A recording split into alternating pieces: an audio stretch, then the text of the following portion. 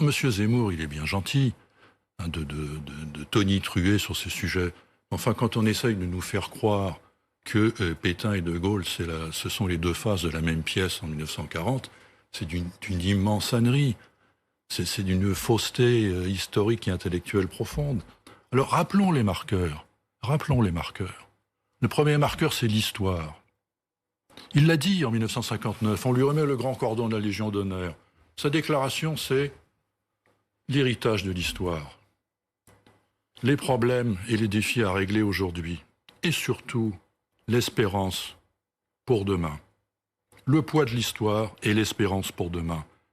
De Gaulle, c'est quelqu'un qui s'imprègne de tout ce qui a été. C'est pas une histoire réductionniste, c'est pas une histoire qu'on divise, c'est pas une histoire qu'on réinterprète, c'est pas une histoire qu'on déconstruit.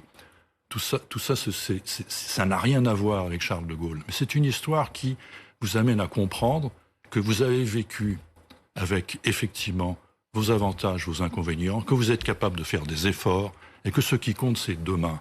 Charles de Gaulle, c'est le progrès. Charles de Gaulle, c'est ce qui va arriver.